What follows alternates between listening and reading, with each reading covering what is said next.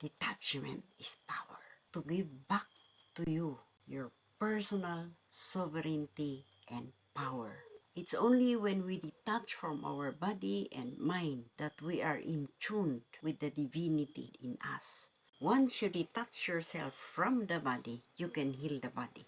Hello! Welcome to my channel and thank you for tuning in here. It's a pleasure to serve you. We have a very intriguing topic today. Detachment is power. And the secret route to divinity or spirituality or enlightenment or peace and tranquility. How about that? This is series number 4 of life lessons I wished I learned earlier in life. Are you easily affected by any negative events that happen in your life, especially if it is related to you, to your family, friends, co-workers? Well, that was me in my younger years. That is why I truly wish I learned this earlier in my 20s. Because I was easily affected by any event that happens to me, to my family, my friends, co-workers, colleagues, even politics, world events, calamities, etc. Another is doing something good and receiving no gratitude or silence. It was totally devastating during those times. But this time, I have graduated from that. So what is detachment? I like the definition that popped up in Google, which says, number 1 is objectivity. And number 2 is abnormality. Now I understood because we were programmed to be attached with these negative things in life. It's okay if it is positive. Who does not want to be affected by happy events? Victory party. Who does not like that? That's why it's called abnormality. It's unnatural. Another of the synonym is disconnection, disengagement, or separation, divorce from the event. So it simply means that when there are negative events that happen in our life, we are to detach ourselves from the event, not from the person. You still care about the person. It usually makes us feel negative, devastated, frustrated. So when we become detached from it, we are not emotionally affected by it. We just become a witness, an observer of the event. It's something so hard to do because we were never programmed to be like that. But it was discovered that this is the route to peace of mind, spirituality, divinity.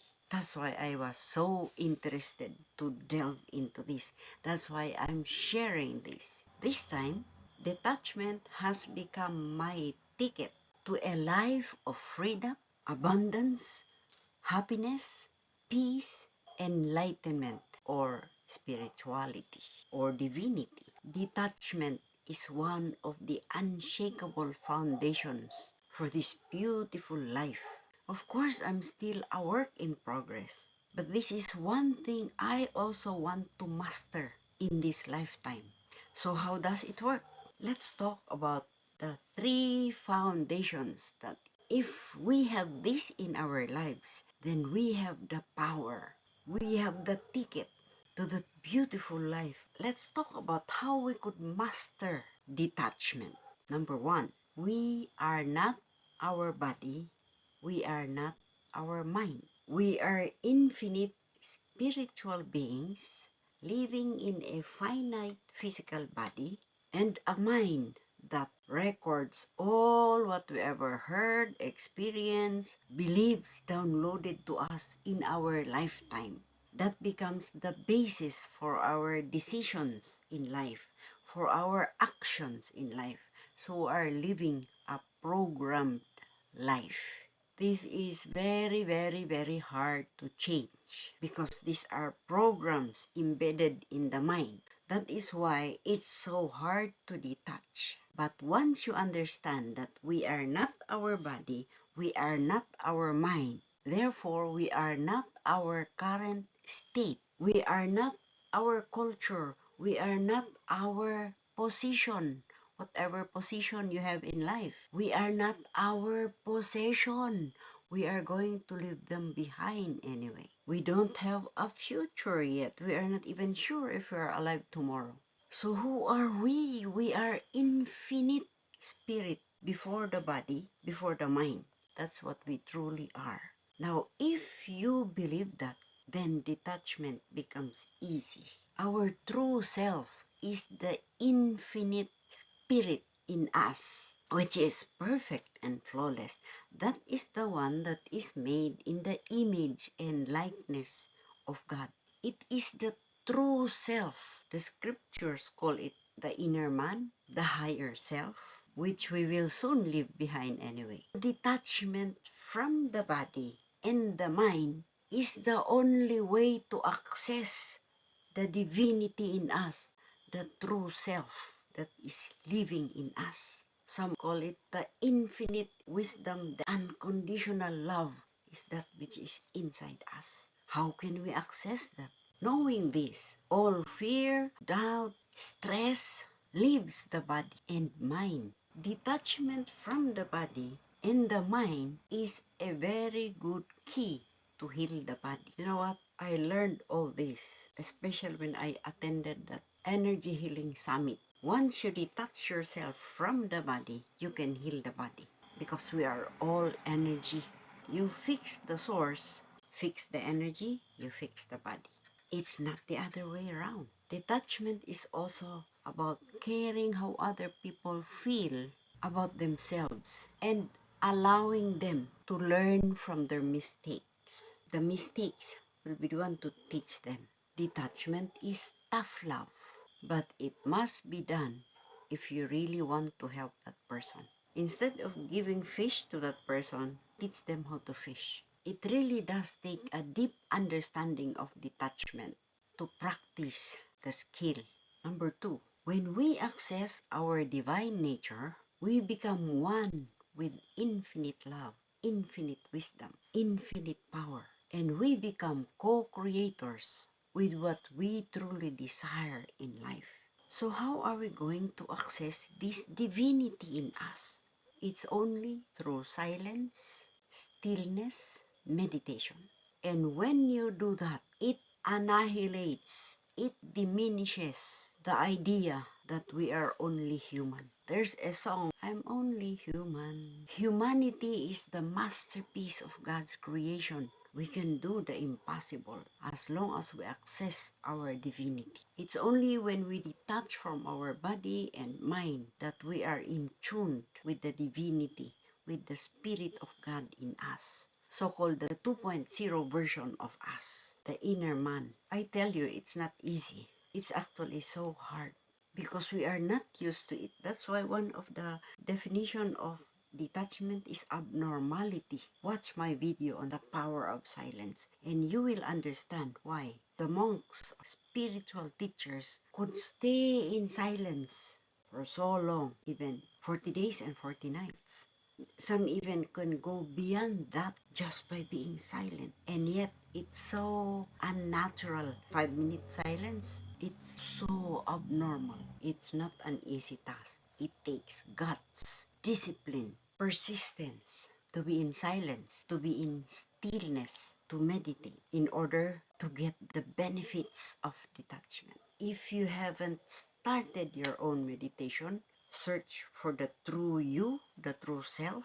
I really encourage you to watch my video on meditation. I wish more people will meditate. Watch the summary, 21 series. I want people to understand the nitty-gritty of meditation, how to become in tune with the real self. Number three, once we start this journey to detachment, spirituality, divinity, we start to possess an absolute knowingness that everything happening to us is for us. Meaning nothing happens by accident. The universe or God consciousness is doing everything to make our dreams and desires come true. So whatever is happening in our life, it's there for us to learn our lesson. We just simply trust and surrender to the divine so we can enjoy the eternal now. The now is the most important time in our life that we have to enjoy. We don't worry about the future. We don't worry about the past. That's why we have to detach. We have to let go of the past. It will not have any hold on us. It will not affect us. If you're still affected, you have not yet learned detachment. Detachment is the key to enlightenment, spiritual awakening. One of the famous stories are the 10 lepers that Jesus Christ healed. Only one came back and said, "Thank you." And he said, "Where are the 9?" The 10 people who were healed and only one returned to give thanks. That's the natural phenomenon. People forget your good deeds. They only remember the bad things. Is he affected by these 9 people who did not come? No. Have you ever done anything and nobody recognizes it? Detach from it. And another of my favorite story is 10 people were walking down the street. A person at the back started to shout, "You stupid!" Only one of those 10 people walking down turned his face. Who do you say is stupid? Who is stupid? The one who answered. The 9 people were detached. So let us detach ourselves from this event. As long as you know who we are not affected. You tell me now I'm stupid, I'll just laugh at you. But if you said that to me about 30 years ago, I'll fight. When somebody said bullshit, I said bullshit. That's me 30 years ago. I really learned detachment the hard way. Don't misuse your imagination. Don't misuse your energy. Don't misuse your time by imagining things, creating things, fearing things, being attached to negative circumstances, negative events. Because once you do that, you will soon experience the negative effect of detachment. Right now, let's be at peace with ourselves. Let's love ourselves.